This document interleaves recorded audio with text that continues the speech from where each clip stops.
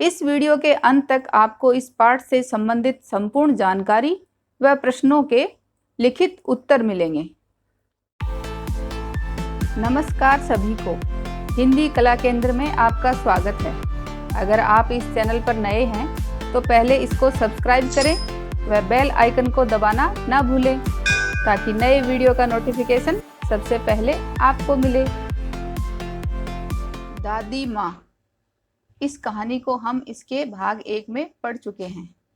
अब इसके अभ्यास प्रश्नों की ओर चलते हैं।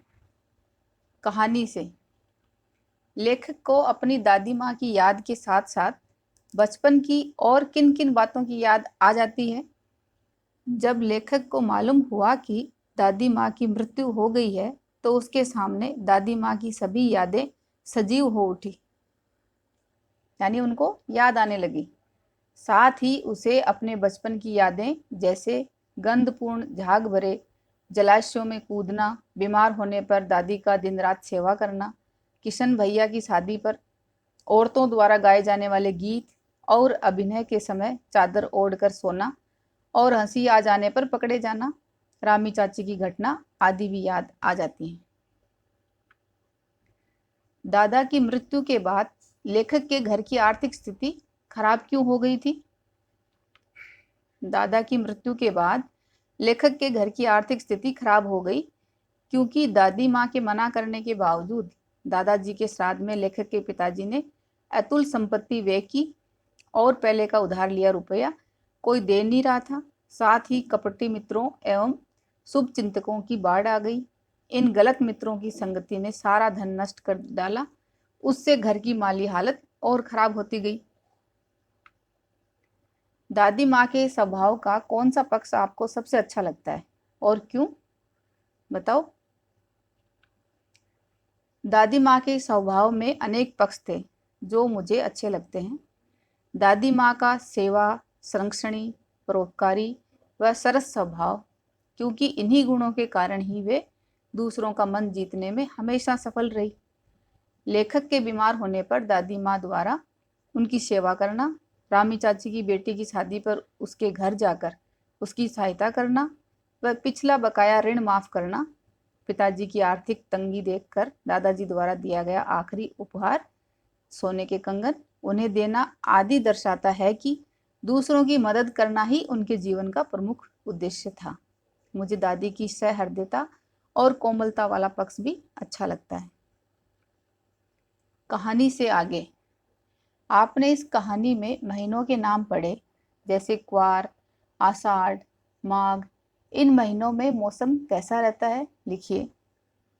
क्वार कौन से महीने को बोलते हैं? ये सितंबर और अक्टूबर के बीच में आता है। इस समय गर्मी का अंत, इस समय हल्की हल्की ठंड होती है, यानी न अधिक गर्मी न अधिक सर्दी। इसी तरह आषाढ़ में, आषाढ़ जून जुलाई में आता है, भयानक गर्मी व कभी कभार बारिश भी होती है। माघ में, माघ जनवरी फरवरी में आता है, उस समय अत्यधिक सर्दी। अपने अपने मौसम की अपनी अपनी बातें होती हैं। लेखक के इस कथन के अनुसार ये बताइए कि किस मौसम में कौन कौन सी चीजें विशेष रूप से मिलती हैं। जैसे मौसम 3 होते हैं, सर्दी, गर्मी और बरसात। सर्दी के मौसम में अत्यधिक ठंड पड़ती है। लोग गर्म पेय पीना पसंद करते हैं।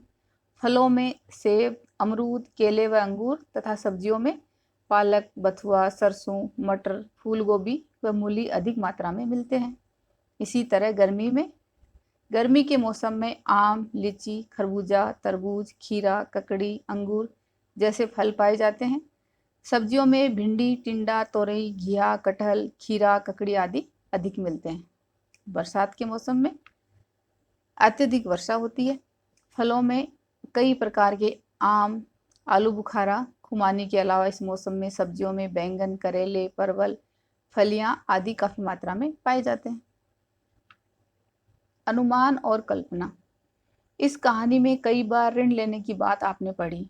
अनुमान लगाएं किन किन पारिवारिक परिस्थितियों में गांव के लोगों को ऋण लेना पड़ता होगा और ये उन्हें कहाँ से मिलता होगा। बड़ों से बातचीत कर इस विषय में लिखिए। गांव के लोग प्राय आर्थिक तंगी से परेशान रहते हैं। कई बार ऐसी परिस्थितियां आ जाती हैं जब लोग ऋण शादी विवाह के खर्च के लिए, मकान बनवाने के लिए, फसलों की बुआई के लिए, बच्चों की पढ़ाई के लिए, पशु खरीदने के लिए, किसी पारिवारिक सदस्य की मृत्यु के बाद उसके अंतिम संस्कार के लिए प्राय लोग ऋण लिया करते हैं। ये ऋण उन्हें गांव के जमींदारों व साहूकारों से मिलता है। इसके अलावा ये ऋण सहकारी बैंक, राष्ट्रीयकृत बैंक, सरकार के विभागों, डाकघर से तथा सहकारी समितियों से लोगों को विभिन्न परियोजनाओं के लिए ऋण मिलने लगा है। घर पर होने वाले उत्सवों, समारोह में बच्चे क्या क्या करते हैं, अपने और अपने मित्रों के अनुभव के आधार पर लिखिए। घर पर होने वाले उत्सवों, समारोह में बच्चे नए नए कपड़े पहनकर विभिन्न प्रकार के व्यंजनों का आनंद लेते हैं व नाच गाकर खूब मस्ती करते हैं। इस वक्त में बच्चों को अपने बड़ों के साथ मिलने जुलने का मौका भी मिलता है। नीचे दी गई पंक्तियों पर ध्यान दीजिए। जैसे जरा सी कठिनाई पड़ते अनमना सा हो जाता है, सन से सफेद। इन लाइन में समानता का बोध कराने के लिए सा, सी, से का प्रयोग किया जाता है। ऐसे 5 और शब्द लिखिए और उनका वाक्यों में प्रयोग कीजिए। जैसे सन से सफेद, अनमना सा हो जाता, जरा सी कठिनाई। तो इसी तरह हम बनाएंगे फूल सी कोमल, जैसे फूल सी कोमल बच्ची खेल रही है। इसी तरह मिश्री सी मीठी, पायल की आवाज मिश्री सी मीठी है। शहद सा मीठा, ये पका आम तो शहद सा मीठा है।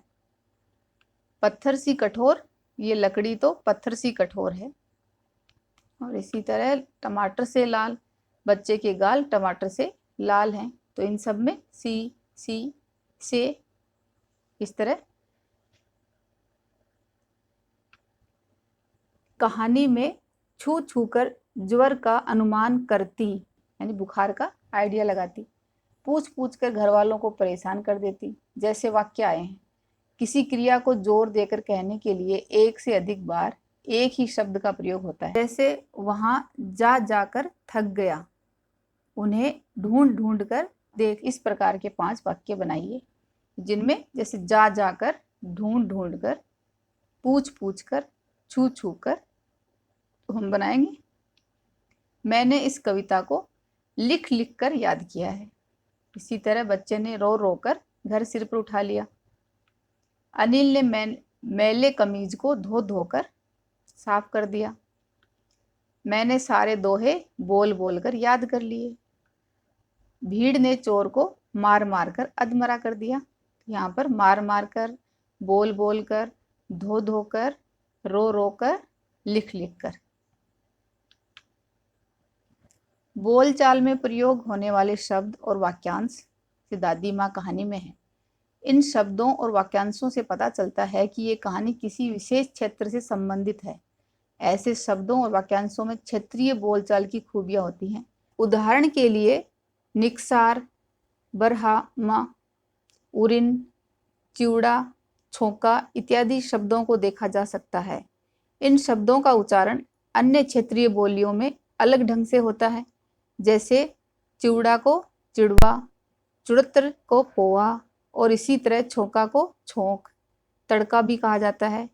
निकसार, उरिन और ब्रह्मा शब्द क्रमशः निकास, उरिण और ब्रह्मा शब्द का क्षेत्रीय रूप है। इस प्रकार के रूप हैं। इस प्रकार के 10 शब्दों को बोलचाल में उपयोग होने वाली भाषा या बोली से एकत्रित कीजिए और कक्षा में लिखकर दिखाइए।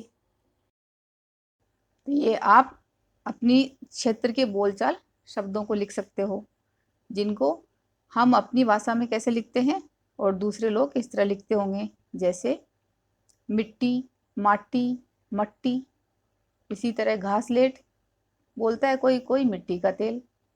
घना को कोई अधिक बोलता है तो कोई ज़्यादा। बंदा व्यक्ति, इंसान। लक्षण को कोई लक्षण। विवाह ब्याह शादी। कृष्ण किशन।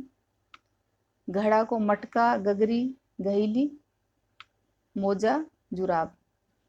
सर्दी को कोई सर्दी, जाड़ा। मुख्य बिंदु की ओर चलते हैं अभी। आप भी अपनी दादी माँ के साथ घटित किसी यादगार प्रसंग को अपने शब्दों में लिखें। हिंदी महीनों के नामों को याद करें।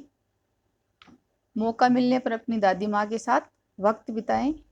सुधार व सुझावों के लिए कमेंट बॉक्स में लिखें। अगर हमारे वीडियो बन ही रहे हैं आपके फेवरेट, तो फिर क्यों ना करें इनको लाइक, सब्सक्राइब और रिकमेंड। हमें और बेहतर बनाने के लिए आप कर सकते हैं कमेंट। धन्यवाद।